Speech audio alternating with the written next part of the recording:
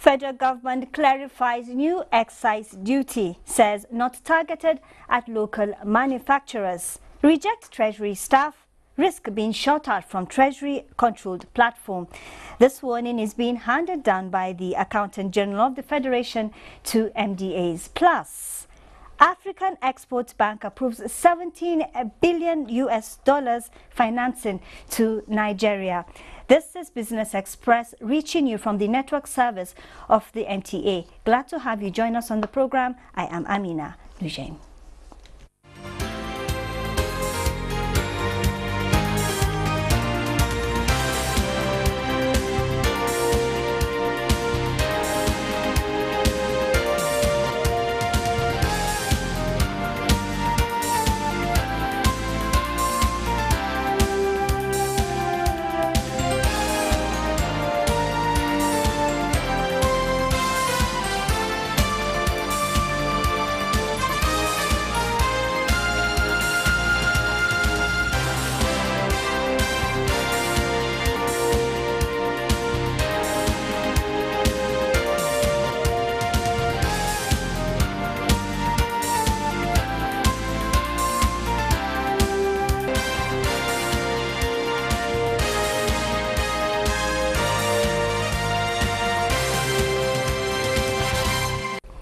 In the news today, Nigeria and Morocco on Sunday signed a joint declaration in Rabat, laying out the next steps for the completion of a gas pipeline deal that will be built offshore and onshore. The two countries agreed to the pipeline in December 2016 and launched feasibility studies ending with a plan to build the pipeline. As a next step, Morocco and Nigeria will launch a front-end engineering design to involve countries that will be crossed by the pipeline in the Economic Community of West African States, ECOWAS, and to determine the amount of gas available for export to European off-takers. The declaration was signed at a ceremony chaired by King Mohammed VI and visiting Nigerian President Muhammadu Buhari. During the same event, Morocco's phosphate giant OCP signed an agreement with Nigeria's Sovereign Investment Authority to build an industrial platform for the production of ammonia and derivatives. $1.2, $1.3 billion in Nigeria, depending on what the feasibility report tells us. The overall platform we're looking to build is about $2.5 billion of investment. So that is investment that will be made in Nigeria. And it's also foreign exchange income because the relationship we have with them guarantees us an offtake for a very long time. The two countries also signed a cooperation agreement on agricultural vocational training. Now, the Federal Ministry of Finance has said that the new excise duty rates approved by President Muhammadu Buhari on alcoholic beverages and tobacco were not targeted at local manufacturers.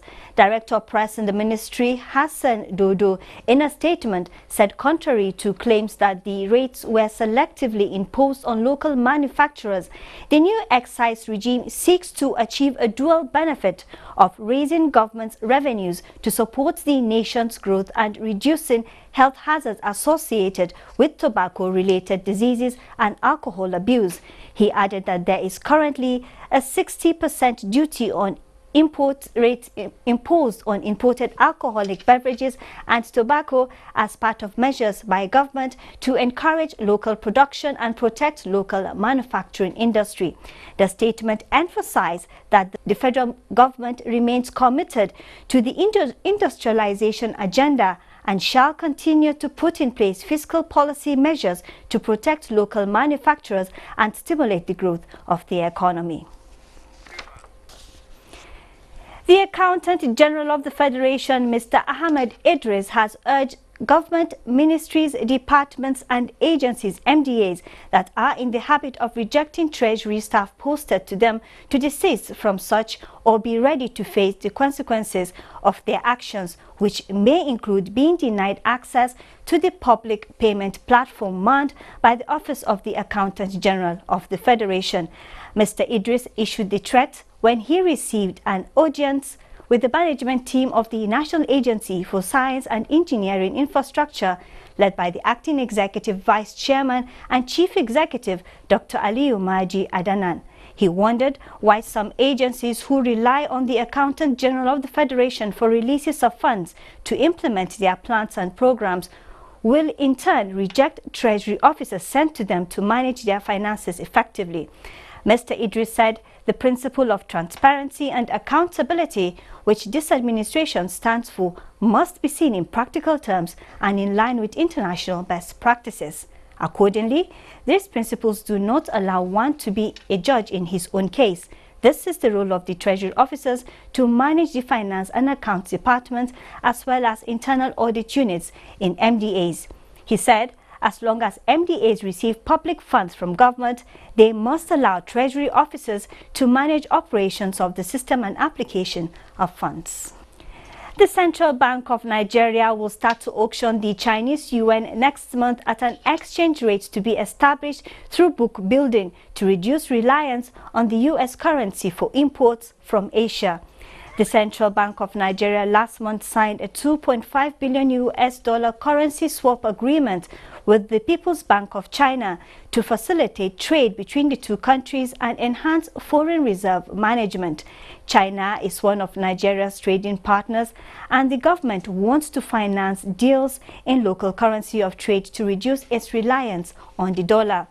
Data from the National Bureau of Statistics show that more than a fifth of Nigeria's imports of 2.52 trillion naira was from China in the first quarter. The central bank said in a circular that the auctions will hold every 2 weeks. In February, Britain Export Finance Agency said it will add the naira to its list of pre-approved currencies, allowing it to provide financing for transactions with Nigerian businesses dominated in local currency. The central bank said the renminbi would only be issued to finance trades with China and that local lenders have 72 hours to utilize the funds or return it to the central bank. This will form the core of our discussions this Monday on Business Express as we look at the history, implications and concerns for the Nigerian economy. The program will continue after this timeout.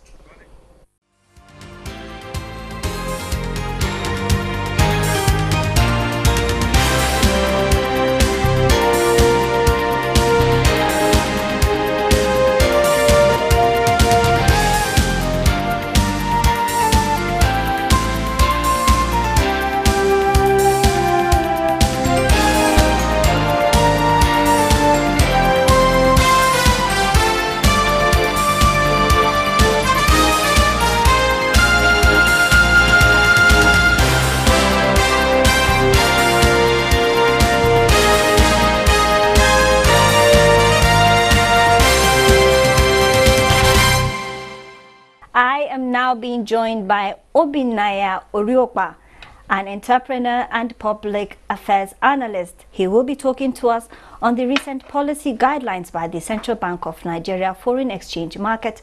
Glad to have you join us on Business Express. Always my pleasure. Looking at recent developments, the currency swap agreement, let's talk about its implication and what it means for the Nigerian economy. Awesome. China is the second biggest economy now, second to the United States of America, and that's still a little questionable because America is indebted to China. We've heard a lot of things about the indebtedness, but as it concerns Nigeria, a lot of business people have been doing business with China for several years. In fact, as I speak, the balance of trade deficit between Nigeria and China is about $15 billion. And you have a lot of young business people trying to do business with China and having to get a third currency, which is the dollar, mainly with a global exchange currency. And that has been a little problematic and challenging. So the central bank, counting all the way back to 2011, during the time of Sanusi Lamido Sanusi, had considered it worthwhile to diversify Nigeria's reserves by having about 10% of our reserves kept in yuan, the renminbi. the Chinese yuan, so that our dependency on the dollar is greatly reduced. Now, what are the implications for the Nigerian economy? Now, it's easy for a young MSME like me wanting to bring in equipment from China, which has some proclivity to manufacturing items you could use in the cottage industry. It's easier for me now to just go straight rather than having to get access to dollar and then having to also exchange to yuan. And they put so much pressure on the naira. So what you have now is a currency swap, which incidentally China has done with a lot of other countries, you know, about 31 countries, amounting to about 3.137 trillion. You have Germany, Senegal, South Africa. In Africa, at least you have South Africa, Zimbabwe, Senegal, and Nigeria has come on board. You know, what this means is that the trade relations between Nigeria and China would be expanded further, you know, and so on. And I'll take it from there. Now, talking about trade relations, yeah. What happens to local manufacturers? Do you think they are protected? Now, the jury is still out over the protection of local manufacturers with regard to this trade. Now, we need to be very careful here. Analysts are a little concerned that as excited as we are about this relationship, about this agreement, which was signed on April 27, 2018, after 2 years of our head of state, our President Muhammadu Buhari's visit to China in April 2016, analysts are a little concerned and are warning that the central bank should be careful. China has a history of devaluing her currency. In fact, it's an ongoing issue at the world level, where China can wake up and devalue her currency, making her exports more attractive and her products more competitive in the international market.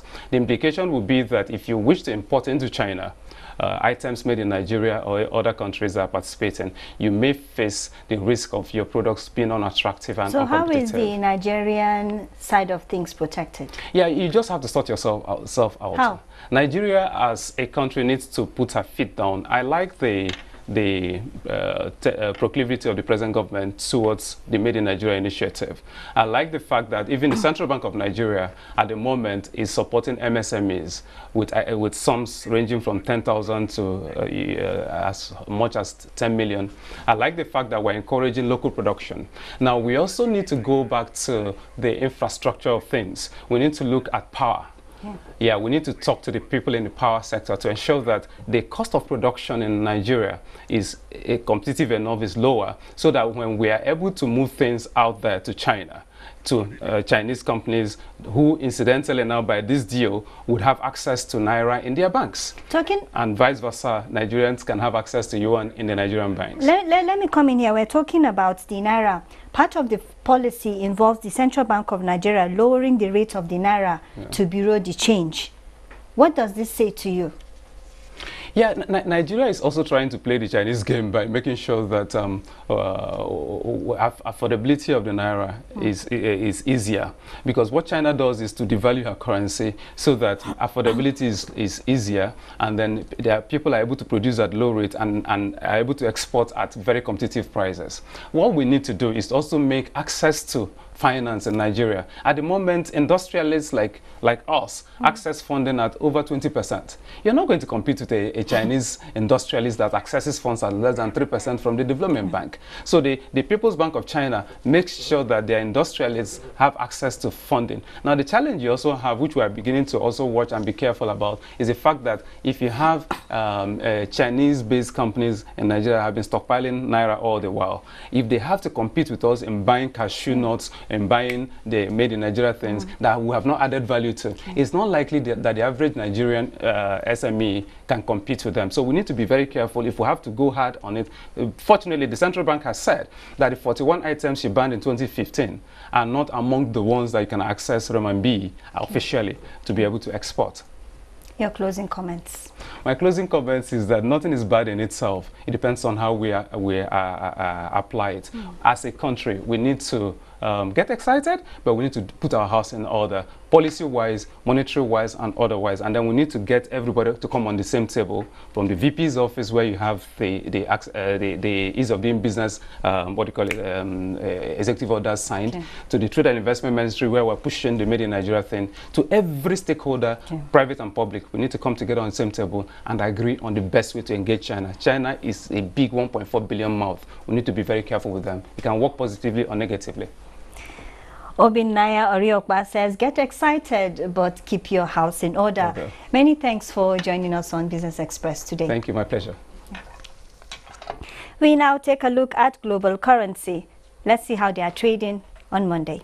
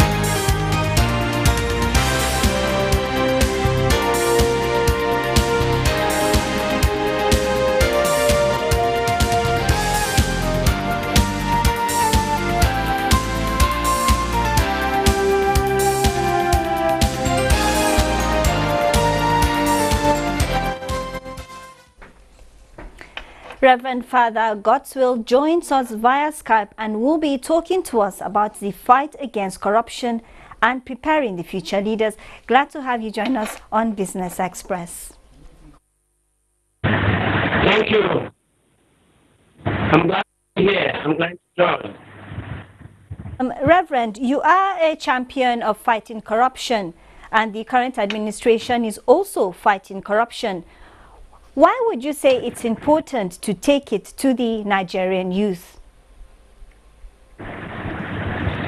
Thank you.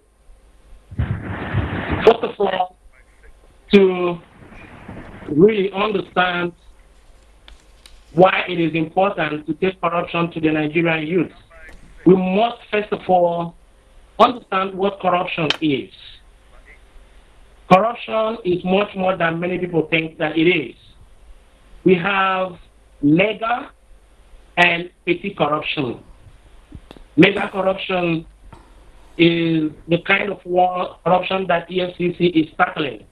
People, politicians, and government officials stealing from Abuja or from any of our state houses.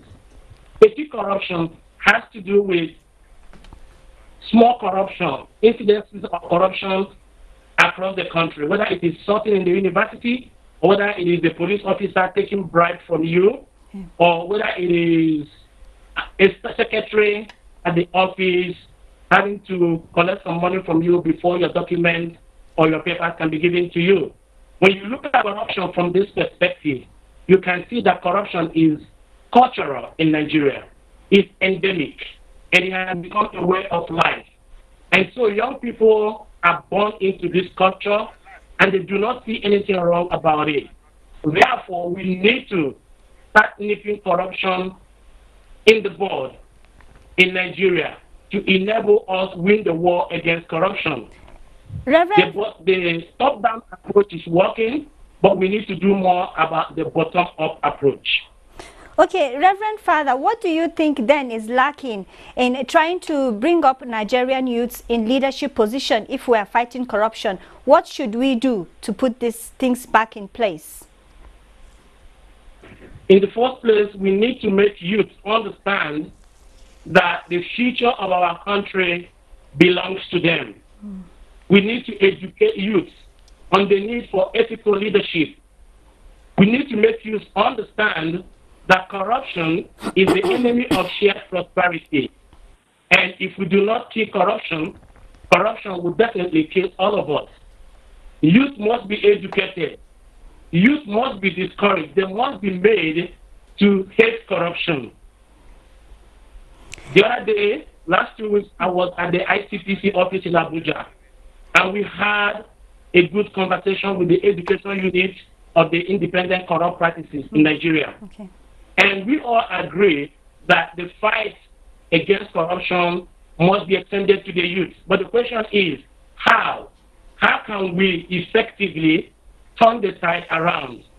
And there are several ways that we are working with young people in Nigeria to set up alternative moral standards for them and to make them understand that corruption is not good for anybody. Education is very important. Positive reinforcement is very important. Okay. Discouraging bad behavior, praising excellence, and shaming bad behavior is important. Okay. Young people feel very angry when those who are involved in corruption are rewarded. When a student who does not read in school gets an A, the other student feels very bad. Okay. And he does not see the need to bend down and read. So these are the things that we need to do. And once they get it right, then they will be prepared to get into government. And when they get into the government, they will be able to do the right thing for our country and for everybody. Reverend Father Godswill, thank you very much for joining us on Business Express today. Thank you very much. Now, the Securities and Exchange Commission (SEC) has expressed its readiness to collaborate with various grassroots groups in its financial literacy campaign. This, the Commission said, is in a bid to ensure that Nigerians in the rural areas are effectively sanitized on the benefits of investing in the capital market.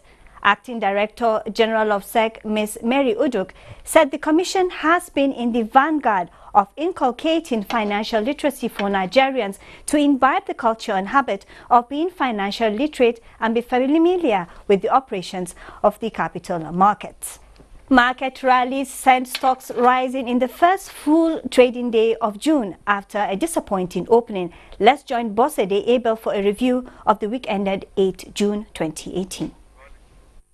A total turnover of 1.74 billion shares worth 31.18 billion naira in 24,604 deals were traded last week by investors on the floor of the exchange. The NSE All-Share Index appreciated by 5.03% to close the week at 38,669.23, while the market capitalization stood at 14 trillion naira. All other indices finished higher, with the exception of the NSE Insurance and NSE Oil and Gas indices that depreciated by 0.61% and 1.34%, while the NSE ASEM index closed flat. The financial services industry, measured by volume, led the activity chart with 1.42 billion shares valued at 19.71 billion naira, traded in 13,950 deals. The consumer goods industry followed with 153.1 million shares worth 6.8 billion naira in 4,512 deals. The third place was occupied by the conglomerates industry with a turnover of 60.47 million shares worth 186.6 billion naira in 905 deals. Trading in the top three equities, Guaranty Trust Bank PLC, Access Bank PLC and Zenith Bank International PLC, measured by volume, accounted for 588.6 million shares worth 16.5 billion naira in 4,120 deals. Also traded during the week were a total of 202,960 units of exchange-traded products, ETPs, valued at 1.16 million naira, executed in 19 deals. A total of 10,561 units of federal government bonds valued at 10.38 million naira were traded in 20 deals. 49 equities appreciated in price during the week, 29 equities depreciated, while 91 equities remained unchanged. Many thanks, Bosede. Global Market Update is next as compiled by Muplang Dakok. Markets in Africa ended negative last week as this week begins on a busy note. South Africa's JSE Africa Top 40 sank 0.30% as the rand also weakened against the dollar. Kenya's Nairobi All-Share Index declined 0.20% at 176.67. Tune Index of Tunisia lost 0.38%. Namibia Overall Index dropped 0.21% at 1,335.56 as Ghana's JSE Composite also lost minus 1.24% to end trading. Outside Africa, United States equities held on to their gains of Friday afternoon to end last week's trading. The S&P 500, Nasdaq Composite and Dow Jones Industrial Average finished in positive territory. Dow Jones advanced 0.30%. S&P 500 gained 0.31% and Nasdaq went up 0.14%. European stocks closed mixed. FTSE 100 depreciated 0.30%. CAC 40 appreciated by 0.03% and DAX index lost 0.35%. Stocks across Asia closed in red. Nikkei 225 of Japan depreciated by 0.56%. Hang Seng Index of Hong Kong dropped by 1.76% and China's Shanghai Index lost 1.34%. Global Market Update concludes this edition of Business Express. The program returns on Wednesday. I am Amina Nujaim. Thank you for being a part of it today.